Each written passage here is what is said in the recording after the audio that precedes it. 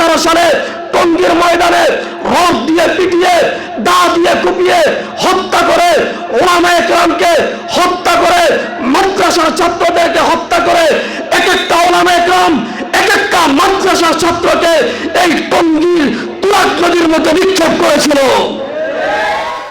স্পষ্ট ঘোষণা করতে চাই, এবারের ইজতেমা হবে না, এবারের ইজতেমা হবে সাদের কবরস্থান। মুহতারাম হাজিরিন, দাওয়াত ও তাবলীগ উম্মতের গুরুত্বপূর্ণ একটি কাজ হলো দাওয়াত ও তাবলীগ। ইসলামের মধ্যে অনেক গুরুত্ব রয়েছে দাওয়াত ও তাবলীগের। এই দাওয়াত ও তাবলীগের কাজ শুধুমাত্র আমরা করতেছি বা শুধুমাত্র আমাদের পূর্বপুরুষ ইলিয়াস রহমতুল্লাহি আলাইহির মাধ্যমে শুরু হয়েছে, বিষয়টি এরকম নয়।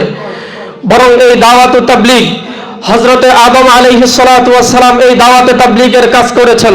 এই দাওয়াতে তাবলীগের কাজ করেছেন হযরতে নূহ আলাইহিস সালাতু ওয়াস সালাম। এই দাওয়াতে তাবলীগের কাজ করেছেন হযরতে মূসা আলাইহিস সালাতু ওয়াস সালাম।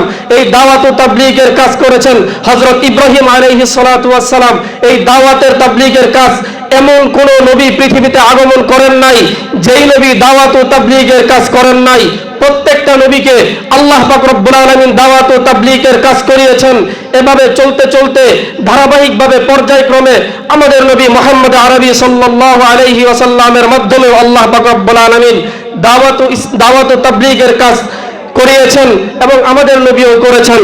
মুহতারাম হাজিরিন, আমাদের নবী থেকে ধারাবাহিকভাবে আমাদের আকাবির, আমাদের মাথার মুকুট, আমাদের সেরেতাজ হযরত মাওলানা ইলিয়াস রহমাতুল্লাহি আলাইহি, হযরত মাওলানা ইলিয়াস রহমাতুল্লাহি আলাইহি 1910 সালে ভারতের মেওয়াতে হযরত মাওলানা ইলিয়াস রহমাতুল্লাহি আলাইহি ভারতের উত্তর প্রদেশের সাহারানপুর জেলার অন্তর্ভুক্ত মাজাহিরুল উলুম মাদ্রাসার শিক্ষক ছিলেন তিনি। তখন সেই শিক্ষক থাকা অবস্থায় 1910 সালে হযরত মাওলানা ইলিয়াস রহমাতুল্লাহি আলাইহি এই দাওয়াত ও তাবলীগের কাজ শুরু করেছেন। প্রাথমিকভাবে তিনি ইসলামী জ্ঞান শূন্য মানুষদেরকে এই দাওয়াত ও তাবলীগের যেই চলমান প্রচলিত নিয়ম রয়েছে সেই নিয়ম অনুযায়ী প্রাথমিক কিছু মানুষদেরকে পরীক্ষামূলক 10 বছর পর্যন্ত ইসলামী তালিম, ইসলামী দাওয়াত শিক্ষা দিয়ে তিনি সফল হয়েছেন। অতঃপর 1920 সালে হযরত মাওলানা ইলিয়াস রহমাতুল্লাহি আলাইহি দিল্লির পশ্চিমে অবস্থিত দিল্লির নিজামউদ্দিনের একটা মসজিদের মধ্যে হযরত মাওলানা ইলিয়াস রহমাতুল্লাহি আলাইহি দাওয়াত ও তাবলীগের আমাদের আজকের যে পদ্ধতি, সেই পদ্ধতিতে তিনি মূল ধারার তাবলীগ তিনি শুরু করেন। এভাবে 1924 সালে হযরত মাওলানা ইলিয়াস রহমাতুল্লাহি আলাইহি তিনি বাইতুল্লাহর সফরে গিয়েছেন। বাইতুল্লাহর সফরে গিয়ে তিনি ইস্তেখারা করেছেন এবং সেই ইস্তেখারার মাধ্যমে আমাদের এই প্রচলিত দাওয়াত ও তাবলীগ কিভাবে পরিচালনা করতে হয় সেই ইস্তেখারার মাধ্যমে সেই প্রচলিত দাওয়াত ও তাবলীগের প্ল্যান এবং পদ্ধতি তিনি বাস্তবায়ন করেছেন। এরপরে তিনি যখন দেশে ফিরে আসলেন, দেশে ফিরে আসার পরে হযরত মাওলানা ইলিয়াস রহমাতুল্লাহি আলাইহি 1926 সালে ইলিয়াস রহমাতুল্লাহি আলাইহি নতুন করে আবার সেই ভারতের মেওয়াতে গিয়েছেন। ভারতের মেওয়াতে যাওয়ার পরে তিনি তখন মাদ্রাসার শিক্ষক ছিলেন। তিনি দেখলেন যে এখন উম্মতের মধ্যে ব্যাপকভাবে দ্বীনি কাজ করা দরকার। এখন উম্মত ব্যাপকভাবে তারা ভ্রষ্ট হয়ে যাচ্ছে। এখন উম্মতের মধ্যে যদি আমি এই সমস্ত ইসলামী কাজ করা বন্ধ করে দেই তাহলে উম্মত বিপদগামী হবে। তখন তিনি একথা চিন্তা করে তখন তিনি মাদ্রাসার দায়িত্ব ছেড়ে দিয়েছেন। পরিপূর্ণভাবে নিজেকে দাওয়াত ও তাবলীগের অন্তর্ভুক্ত করেছেন। সম্পূর্ণভাবে তিনি দাওয়াত ও তাবলীগের সম্পূর্ণ কাজে তিনি নিজেকে নিয়োগ করেছিলেন। মুহতারাম হাজিরিন, এভাবে চলতে 1946 সালে হযরত মাওলানা আব্দুল আজিজ রহমতুল্লাহি আলাইহির মাধ্যমে তৎকালীন তাবলীগের আমির ছিলেন হযরত মাওলানা ইউসুফ রহমতুল্লাহি আলাইহি। সেই ইউসুফ রহমতুল্লাহি আলাইহির উপস্থিতিতে আমাদের বাংলাদেশের কাকরাইলে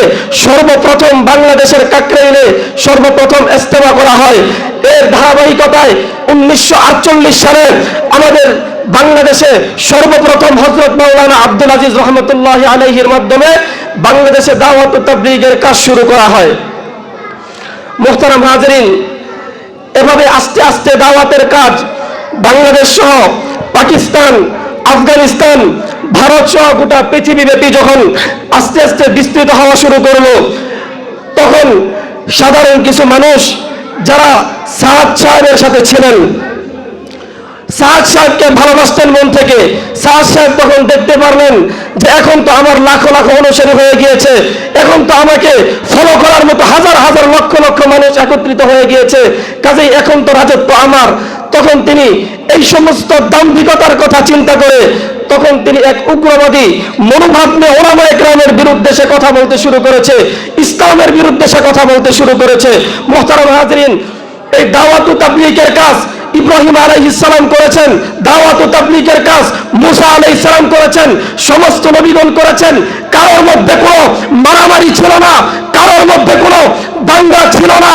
একমাত্র এই মূর্খ জাতি, একমাত্র এই সাহাবের অনুসারী এই মূর্খ জাতি, তারা এতটাই মূর্খ হয়েছে যখন ওলামা ইকরাম তাদের মূর্খতাকে চোখের মধ্যে আঙুল দিয়ে দেখিয়ে দেওয়ার চেষ্টা করেছেন, তখন তারা তাদের মূর্খতাকে অস্বীকার করলো এবং এই মূর্খতা তাদেরকে দেখিয়ে দেওয়ার কারণে তারা তার অপরাধে ওলামা ইকরামকে 2018 সালে টঙ্গীর ময়দানে রড দিয়ে পিটিয়ে, দা দিয়ে কুপিয়ে হত্যা করে, ওলামা ইকরামকে হত্যা করে, মাদ্রাসার ছাত্রদেরকে হত্যা করে, এক একটা ওলামা ইকরাম এক একটা মাদ্রাসার ছাত্রকে এই টঙ্গীর তুরাগ নদীর মধ্যে নিক্ষেপ করেছিল।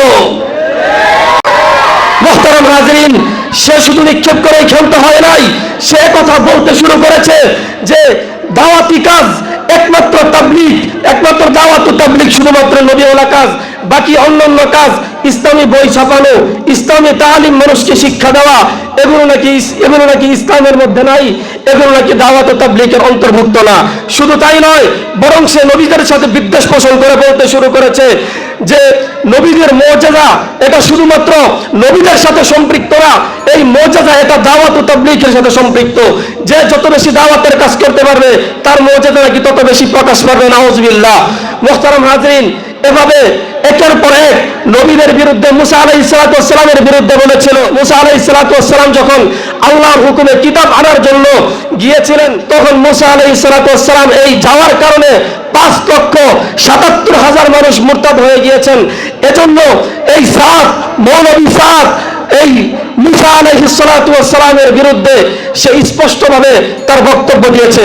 মুহতারাম হাজরিন, এই অবস্থায় আমাদের করণীয় হচ্ছে আমরা এখনো পর্যন্ত ওই সাদ গ্রুপ, ওই সাদিয়ানি গ্রুপদেরকে আমরা আমাদের ভাই বলে মনে করতে চাই, আমরা তাদেরকে আমাদের ভাই বলে বিশ্বাস করতে চাই। এজন্য আমরা একজন ভাই হিসাবে তাদেরকে পরামর্শ দিতে চাই যে দাদা ভাইরা, এখন যে সংকট চলছে এই সংকটের মধ্যে সাদ সাহেবকে বাংলাদেশে নিয়ে আইসেন না, সাদ সাহেবকে বাংলাদেশে নিয়ে আসার মতো দুঃসাহস আপনারা করবেন না। সাদ সাহেব তওবা করেছে, তওবা করার নিয়ম হলো 3টা, তওবা করার শর্ত 3টা। 1 নম্বর হলো যে যেই বিষয়ে তওবা করে সেই বিষয়ে পরবর্তীতে অটুট থাকতে হয়, অবিচল থাকতে হয়। আমরা দেখতে পাচ্ছি সাদ সাহেব আজকে দারুল উলুম দেওবন্দে গিয়ে বলে যে আমি এই বিষয়ে রুজু করে নিয়েছি, আর করব না কখনো।